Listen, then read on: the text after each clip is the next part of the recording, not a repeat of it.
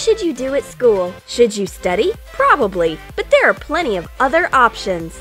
You may play mini golf, arrange an edible checker tournament, play the invisible battleship, and a lot more. How to do this? Watch it in our new Troom video lesson.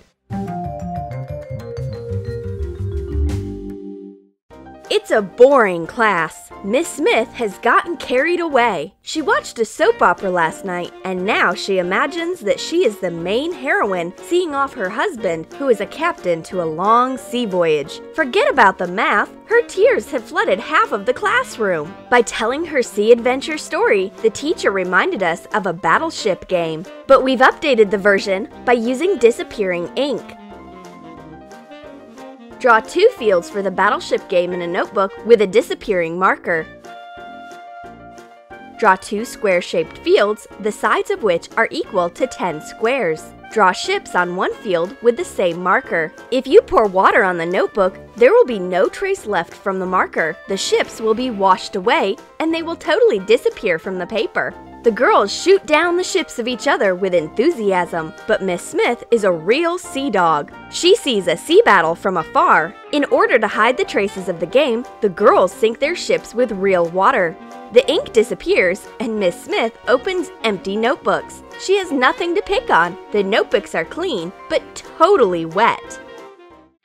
It would be great to have a snack after the battleship, and my friend takes out her lunchbox at the right time. I hurry up to open it, expecting to see fruit and sandwiches inside. But what I see is a paperclip salad. Has she really gone on a metal diet? No, it's a new game. Heat up an awl above the flame. Make 2 holes in a plastic bowl. Pass through thick knitting yarn and tie knots at the ends. Cut off the excess. You get a hanging basket. Turn it over. Attach magnets around the bottom. You may use regular decorative magnets. Move the basket over the table and catch metallic clips with the magnets.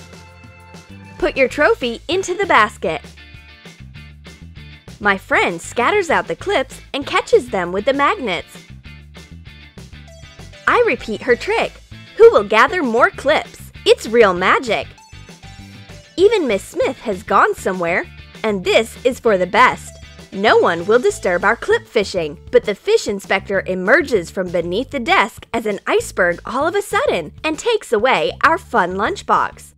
Redhead takes out a new game, Bubble Mahjong. Take a piece of bubble wrap. Draw different symbols on the bubbles with a permanent marker. They should be repeated from time to time. Find identical symbols and pop the bubbles. We start playing with enthusiasm, popping identical bubbles one after another, but I lose control soon. I'm feeling stressed out instead of calmed down because of this bubble game. At the end of the day, I squeeze the game field and throw it away. Now I need a new calming game. Once her friend is so stressed out, then Redhead offers another game, bright and edible Skittles checkers. Draw a field for checkers on a square of rice paper using a food marker. The field may have 10 cells across and lengthwise, or 8 cells as the one we have. Shade the cells to make a checkerboard. Take yellow and red candies out of a Skittles package. They will serve as checkers. Put them in the corners of the field for playing. The friends start playing, but Miss Smith keeps an eye on the desk. While Redhead is making a wide diversionary maneuver, I have nothing better to do than to eat all the evidence. I probably broke the record on speed eating the rice paper and Skittles. All the evidence of the game is destroyed. Miss Smith goes away empty-handed. I have never eaten candy so fast in my life. The games are over, so I'm writing notes. But my friend takes out a folder from under the desk. Still, there are no notebooks inside. There's a whole game world, an entire mini field for mini golf. Take a regular notebook folder with a rubber band and cover the inside with thick blue paper. Cut a golf field template with ball holes out of cardboard. Trace it on green felt and cut out. Make ball holes using a hole punch. Make the parts of the field out of yellow felt. Trace the paper templates and cut them out.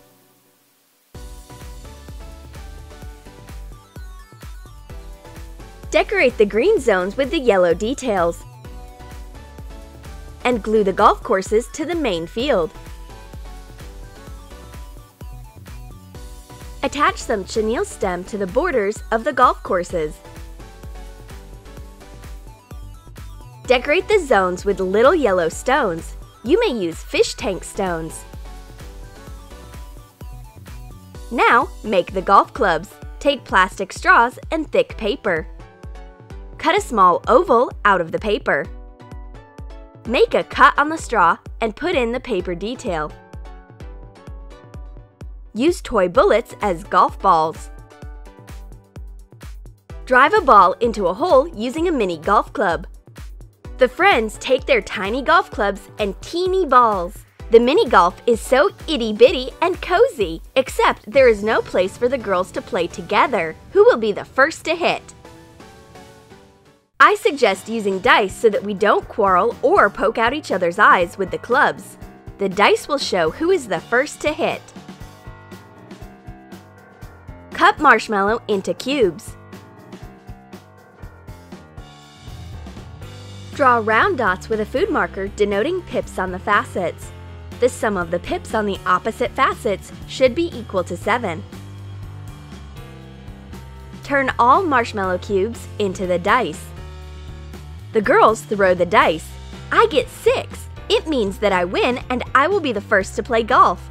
Redhead is disappointed. The dice help their owner for sure. So that my friend won't get upset, I offer for her to eat the dice. Except that Miss Smith makes a remark for the girls to stop eating in class. Okay, then we will play golf. Redhead wins, and I can't manage to sink the ball into the cup. I try again, but the main referee of this tournament, Miss Golfsmith, comes. She confiscates the game. She seems to really like the mini golf. She can already teach golf instead of math. I have a secret snack, cotton candy. I treat my friend and want to play a little. First of all, I roll cotton candy into balls. Take apart a pen to get an empty barrel. Use the pen as a straw. Blow in it, directing the stream of air onto a ball. The winner blows the ball the furthest. I've come up with a cotton candy tournament, but my friends turned into a nerd, desperately taking notes. So I blow a ball on her side of the field. Well, the game has started. The girls keep blowing onto the cotton candy balls as hard as they can through their pens. But when there is not enough air in their lungs, they start wrestling. And this game is not for the faint-hearted. A cup catapult to hit the teacher. Cut off the bottoms of plastic cups with a heated knife. Attach decorative tape to the edge. Tie knots on balloons and cut off the tops. Pull the balloons onto the top part of the cups. Put a light table tennis ball into each. Pull the balloon and shoot with the ball.